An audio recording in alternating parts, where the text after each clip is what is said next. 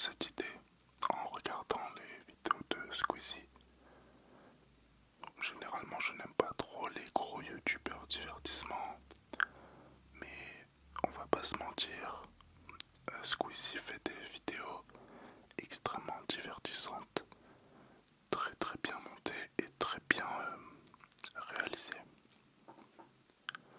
Il est très fort dans le fait de raconter des histoires et surtout des histoires d'horreur. Donc ça pourrait être sympa, sauf que bon, sur YouTube il y a énormément d'histoires d'horreur. Donc au lieu de me mettre à faire des recherches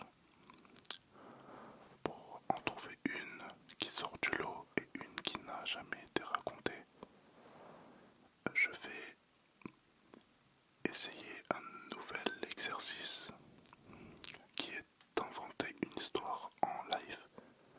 Donc là, pendant que je vous parle, je n'ai aucune idée de ce que je vais raconter. Si ça se trouve, cette vidéo va être un flop total, mais bon, je la sortirai quand même si l'histoire est totalement ratée.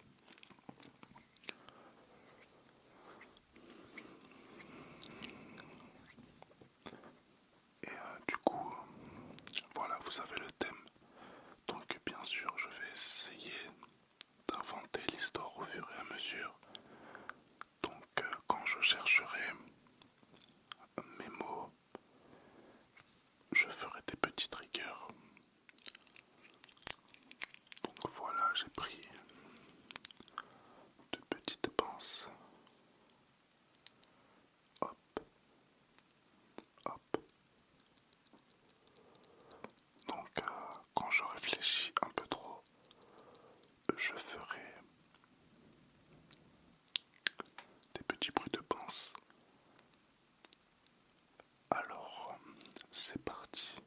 Premièrement, il faut un personnage principal. Alors le personnage principal, on va dire que c'est un jeune homme. Au moins je pourrais facilement m'identifier. Très bien, ce jeune homme s'appelle Nova. Nova, je viens juste de trouver le nom. Nova. Alors, je vais vous raconter l'histoire de Nova. C'est un jeune homme qui a presque la trentaine et il est seul. Il n'a pas de petite copine et ne vit plus chez ses parents depuis environ un an. Il s'est installé dans une petite ville en campagne.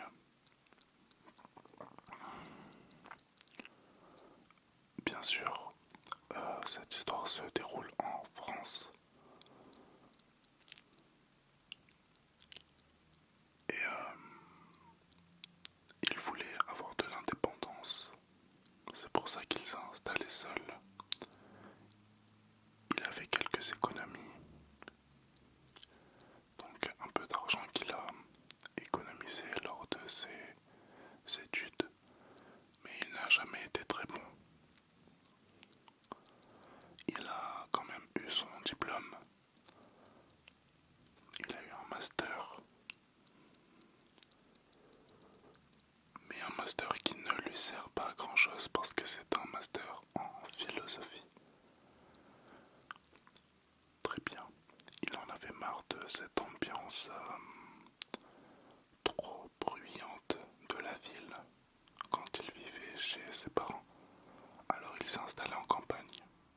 La petite ville dans laquelle il s'est installé ne comporte pas beaucoup d'habitants. Il y a environ 1000 habitants. Du coup, lors de cette année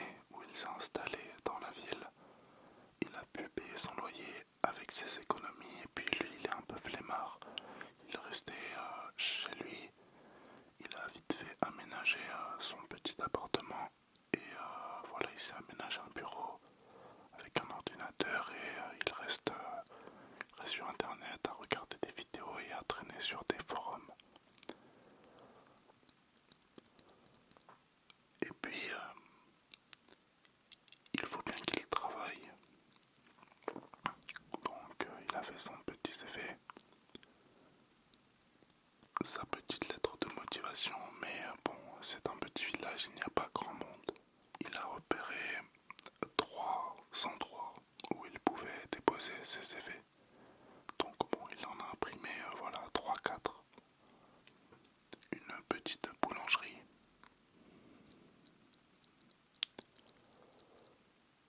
une petite épicerie, pas très loin de chez lui, et puis une ferme. Il s'est dit pourquoi pas, il aime bien les animaux, il est assez matinal, donc une petite ferme.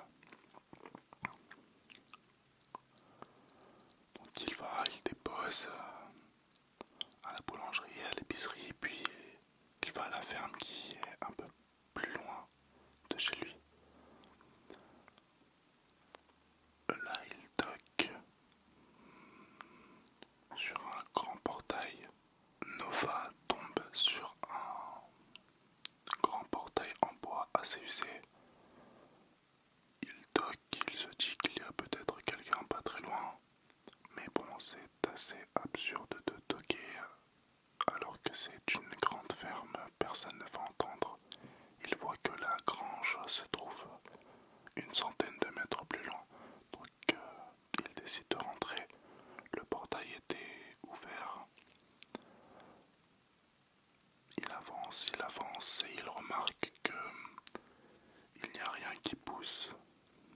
Rien ne pousse dans les champs. Et les seuls animaux qu'il voit, ce sont quelques vaches, mais elles ont l'air très malades, très vieilles. Donc il se dirige vers la grange, il toque. Donc au lieu de juste laisser un CV, il préfère se présenter directement et discuter directement avec le fermier qu'il croisera. Il toque et effectivement il croise un fermier assez vieux et bizarrement il lui sourit directement, il est très très joyeux. Il lui dit qu'il ne s'attendait pas à avoir de la visite et il lui a demandé ce qu'il voulait. Donc Nova s'explique, lui tend le CV et la lettre de motivation. Il lui explique voilà qu'il est nouveau, qu'il s'est installé pas loin, qu'il en avait marre de la ville, qu'il voulait un peu plus de calme, un peu d'indépendance et travailler. Du coup, voilà, dans cette petite ville, ce petit village.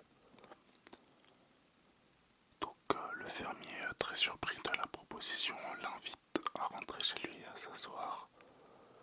Donc Nova lui demande s'il vit seul. Le fermier lui répond que oui, mais en rentrant, il voit qu'il y a plusieurs chaussures, mais ce ne sont pas des chaussures de la même pointure. Donc au début il trouve ça assez étrange, puis voilà, il invite à s'asseoir dans son salon, dans un petit canapé, et pendant que Nova va commencer à montrer sa motivation et sa détermination à travailler. Donc il lui dit qu'il aime bien le travail manuel, qu'il aime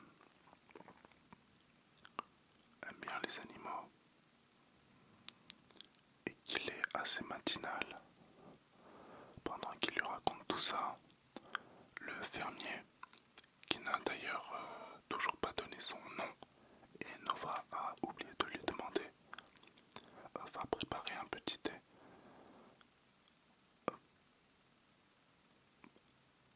Après que Nova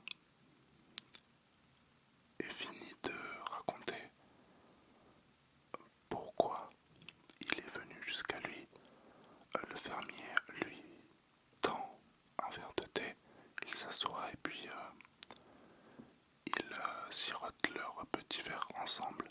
Le fermier lui dit qu'il serait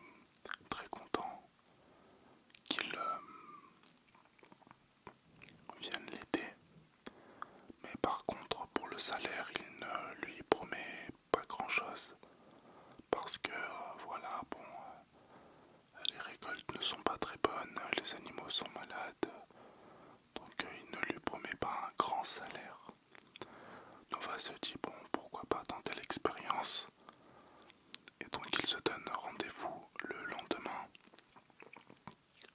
pour un vrai entretien et pour que le fermier lui explique concrètement ce qu'il aura à faire. Donc bon, il rentre chez lui, il se dit au revoir. Et puis bon, il n'a pas eu de nouvelles de la boulangerie et de l'épicerie. Vous allez dire oui, mais en une journée, on ne donne pas de nouvelles, mais il ne faut pas oublier que c'est une petite ville. Ils n'ont pas beaucoup de propositions. Donc si il y avait du travail pour lui, il lui aurait déjà proposé. Donc Nova rentre chez lui, il dort assez tôt, il est assez content, il se réveille tôt et se rend à la ferme. Mais c'est assez étrange parce que il rentre, donc il passe par le portail en bois. Ensuite, il va devant la maison du fermier, il toque, mais personne ne répond, personne n'ouvre la porte et la porte a l'air fermée. Donc il se dit qu'il va faire un tour, peut-être que le fermier s'est déjà mis à travailler, ce qui est totalement normal. Il fait un tour et puis rien du tout. Et en revenant devant la porte, cette fois-ci elle est entrouverte, donc il trouve ça vraiment bizarre. Oh, toc une seconde fois, toujours aucune réponse. Et puis il se décide à rentrer. Il rentre, pareil, personne. Il appelle le fermier, donc monsieur le fermier, est-ce qu'il y a quelqu'un, vous êtes où, on avait rendez-vous, c'est Nova, etc. Personne ne répond. Il y avait un étage.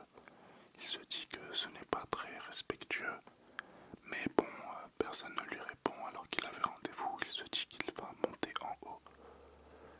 Il monte en haut et là, il voit le fermier en train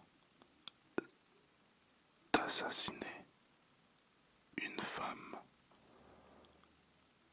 et il était en train de la manger. Donc quand Nova le voit, il était dans le couloir en face de lui et le fermier tourne sa tête vers lui avec un morceau de viande dans la bouche et du sang. Il se met à crier, à paniquer, il ne comprend rien, il voit que le fermier a un couteau et il bondit directement vers lui. Donc Nova descend les escaliers en courant. Malheureusement, il tombe et il a tout juste le temps de se relever, de claquer la porte derrière lui et de courir le plus vite possible avant que le fermier ne le rattrape. Dès qu'il passe le portail en bois, il regarde vite fait derrière lui, il voit que le fermier est debout devant le palais de sa maison, en train de sourire et de lui faire un grand coucou, comme ça. Et puis il rentre chez lui et il se dit qu'il aurait pu mourir. Bon, fin de l'histoire. La chute était assez brutale. En cours d'histoire, je n'avais pas trop d'inspiration, je ne savais pas comment ça allait finir. Bref, dites-moi ce que vous en pensez. Je la trouve un peu foirée. Je devrais préparer des histoires dans le futur si vous aimez bien ce concept. Bon, j'espère que vous êtes restés jusqu'à la fin de l'histoire. Au moins, je ne sais pas combien de temps ça a duré. N'hésitez surtout pas à vous abonner, les amis. Pour ceux qui ne le sont pas, bien sûr, le petit like, ça me fera très plaisir.